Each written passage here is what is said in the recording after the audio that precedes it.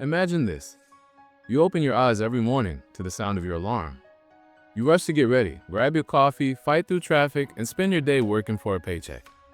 But somewhere deep inside, a question quietly whispers, is this really what my life is supposed to be about? That single question, that quiet whisper, is the heart of Your Money or Your Life. Written by Vicki and Joe Dominguez. This book isn't just about money. It's about freedom. Freedom from stress, from endless bills, from that feeling that your life is being traded away for a salary that never feels enough. The radical truth. The authors begin with the radical truth. Money is something we trade our life energy for. Think about that for a moment. Every hour you spend at work, every minute in traffic, every late night finishing deadlines, that's all life energy. You can never get it back. So when you earn money, that money represents tiny pieces of your life. Your time, your health, your energy, your emotions. Now here's the twist. When you spend money without thinking, you're not just losing dollars, you're losing life. Every useless purchase, every unplanned expense, every quick impulse buy, it's time and energy going forever. So the first big step the book teaches is awareness. Awareness of where your money really goes and what it truly gives you in return. Waking up from the money fog. Most of us live in a money fog. We work, we spend, we complain that it's never enough, and then we repeat. But the authors ask us to do something different, something powerful. Start tracking every single dollar you earn and spend. Sounds boring, right? But it's actually the moment you wake up. When you write down where your money goes, you start to see your hidden habits. You'll notice how many small purchases, snacks, subscriptions, gadgets, add up to hundreds of hours of your precious life energy. That's when you ask the key question, did I receive true happiness and value for the life energy I spent? Suddenly, your perspective shifts. Buying a $5 coffee doesn't just cost $5 anymore. It costs 20 minutes of your life. That new phone doesn't just cost $1,000. It costs maybe 100 hours of your time. And that's the first wake-up moment of your money or your life. You begin to see money not as paper or numbers, but as your life energy made visible, freedom, and enough. Now, let's talk about what happens when you become conscious of this trade. You start realizing that many things you buy aren't actually making you happy. You might work overtime for months to afford a new car, but after a few weeks, the excitement fades, and all that's left is another monthly payment. You might spend weekends shopping, but still feel empty when you come home. That's because money and happiness are not the same thing. The authors remind us, the goal is not to be rich, it's to be free. And freedom begins when you discover what is enough. Enough means having what you truly need for a comfortable, meaningful life, not chasing endless more. It's not about living poor or being cheap. It's about knowing when you've reached satisfaction and no longer letting society trick you into wanting more than you need. Once you find that point of enough, something magical happens. You start to breathe again. You spend less, you stress less, and yet, somehow, your happiness grows. You begin to realize that joy doesn't come from possessions.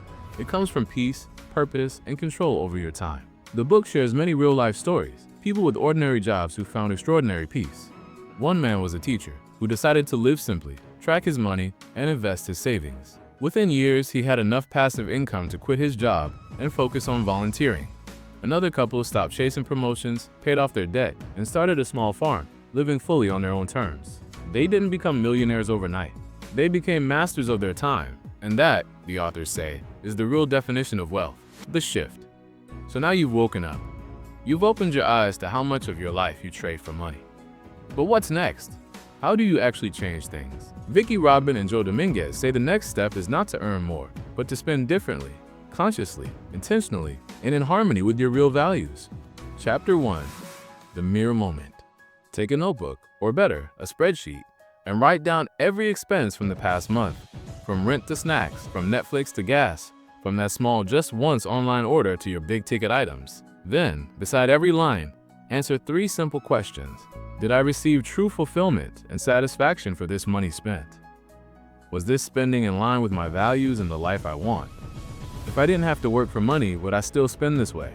These 3 questions act like a mirror for your life.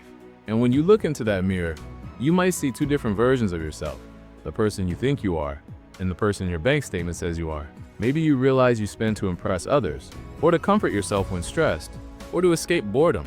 It's not about judgment, it's about awakening. Every useless dollar you cut out gives you more of the one thing money can never buy: time. The authors call this reclaiming your life energy, because every dollar saved equals minutes, hours, maybe even days of your life energy that you no longer have to sell. Chapter 2. Making peace with the past. Before you move forward, the authors ask you to forgive yourself. All those financial mistakes, debts, poor choices, let them go. You were doing your best with what you knew. This step is emotional because money carries guilt, fear, and shame. But once you make peace with your past, you stop running from it. You become calm, clear, and ready to build a new future, one decision at a time. Chapter 3. Balancing life energy. Now comes one of the book's most beautiful ideas: balance. Think of your life energy like a limited battery. Every day you charge it through sleep, food, and love, and spend it through work, chores, and stress. If you constantly use your life energy only to chase money, you'll drain your battery before you ever get to live. But when you balance earning, saving, and living, you create a flow where money and happiness support each other instead of fighting. Chapter 4. The crossover point. This is the moment that changes everything. It's the line on your financial graph where your investment income equals your monthly expenses. It's called the crossover point, and once you reach it, you are financially independent. You no longer have to work for money, because your money works for you. The authors show that this point isn't a fantasy for millionaires. It's reachable for teachers, nurses, engineers, ordinary people who decide to live consciously. Imagine your expenses drop as you simplify your life. At the same time, your savings and investments grow. Month by month, the two lines on your chart get closer. And then, one day, they cross. That tiny X on paper represents freedom. Freedom to wake up without an alarm clock. Freedom to spend your time creating, helping, learning, or simply being. Chapter 5. Redefining work and success. Once you stop working just for a paycheck, you start working for meaning. You might still have a job, but now it's a choice, not a trap. You choose projects that excite you, causes that inspire you, people who energize you. The book reminds us that real success isn't measured by job titles, luxury cars, or designer clothes. It's measured by the number of mornings you wake up excited, not exhausted. When your relationship with money changes, your definition of success evolves too.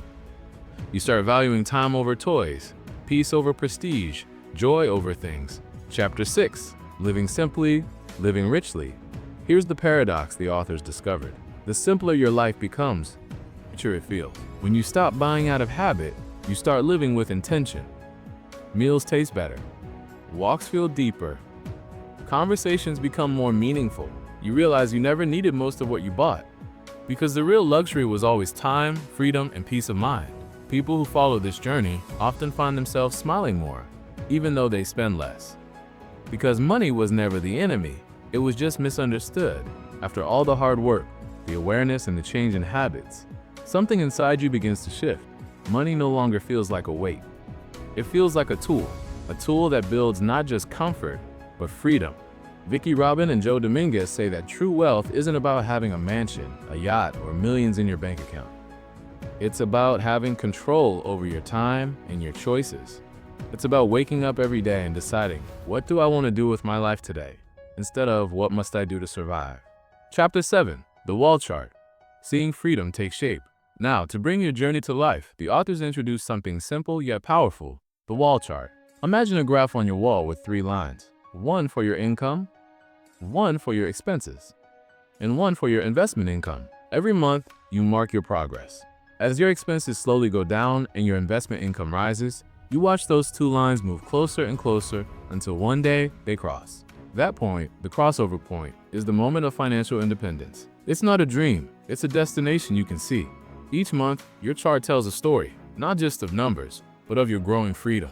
It's visual proof that your life energy is no longer slipping through your fingers. Chapter 8. Smart Investing, the safe path to freedom. Once you start saving, the next step is to make your money work for you. But unlike most financial books, your money or your life doesn't tell you to gamble in the stock market or chase trends. Instead, it teaches a calm, steady approach. Invest for safety, not excitement. The authors believe that financial independence comes from simplicity and consistency, not high-risk speculation. They recommend keeping investments low cost, long-term, and easy to manage.